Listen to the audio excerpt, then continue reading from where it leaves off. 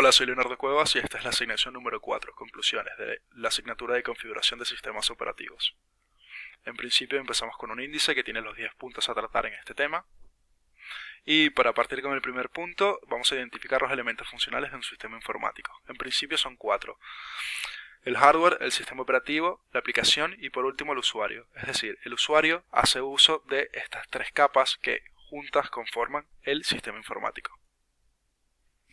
Luego de esto tenemos conocimiento de los componentes y periféricos de un equipo informático. En principio podemos dividirlos en dos: los componentes, que serían los internos del dispositivo, como la placa base, la memoria RAM o el disco duro.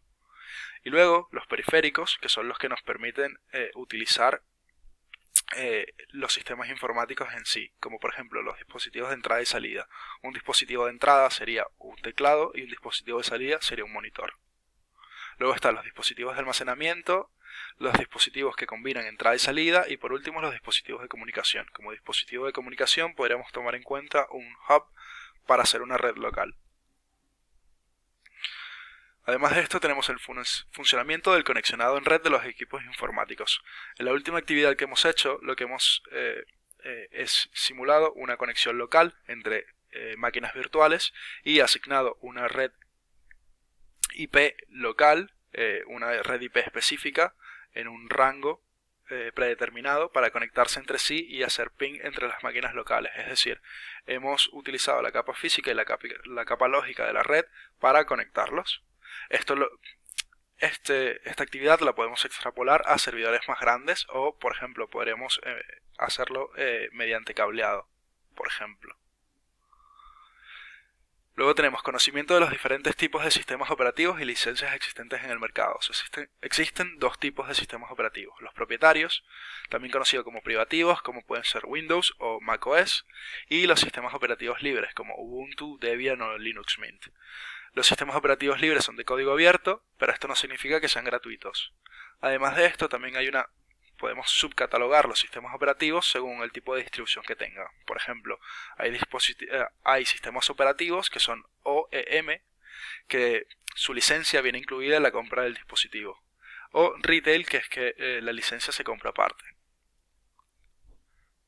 Luego de eso tenemos instalación, desinstalación y actualización de sistemas operativos libres y propietarios. En principio, en la asignatura hemos visto varias actividades donde tenemos que instalar sistemas operativos mediante archivos ISO, que podemos hacerlo mediante el método clásico del disco, pero también podemos simularlo mediante un USB. Luego hemos visto la desinstalación mediante programas de gestión de almacenamiento como Partition Magic o los propios del sistema operativo, en el cual podemos eliminar los archivos que están dentro de ese disco y efectivamente desinstalar el sistema. Y por último, la actualización de los sistemas operativos, que casi siempre en la actualidad se hace mediante el propio sistema operativo. Los propios sistemas operativos tienen mecanismos para actualizarlo. En caso de que fuese necesario, también puede hacerse mediante un dispositivo grabable, es decir, podemos utilizar un USB o un disco duro que contenga la actualización para realizarla. Luego de eso tenemos modificación y reparación de los gestores de arranque.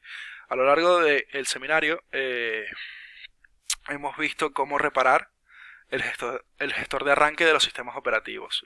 Lo hemos hecho tanto en Windows como en Ubuntu. Entonces, en principio, siempre vamos a necesitar una copia del sistema operativo para poder repararlo. Dependiendo de qué sistema operativo estemos utilizando, por ejemplo, Windows 10 permite la reparación de forma automática solamente introduciendo el disco sin tener que poner líneas de código. Ubuntu usualmente requiere líneas de código. Creación y configuración de usuarios y grupos. Hemos visto cómo se crean usuarios tanto por comando como por las interfaces visuales. La configuración del protocolo TCP/IP en los equipos. Es simplemente la configuración IPv4 y los parámetros que queremos nosotros para una red. Es decir, podemos dejarlo en automático o establecerlos nosotros mismos. La actuación sobre los servicios y procesos de los sistemas operativos libres y propietarios. Es la capacidad de poder seguir el rendimiento del sistema operativo. Esto usualmente se hace mediante el administrador de tareas o mediante comandos específicos en sistemas libres como Ubuntu para ver qué está consumiendo recursos. Luego tenemos la optimización del uso de sistemas operativos para dispositivos móviles. Esto es sencillo, sería diseño responsivo para las páginas web, es decir, que se adapten a las pantallas del móvil y evitar los efectos como el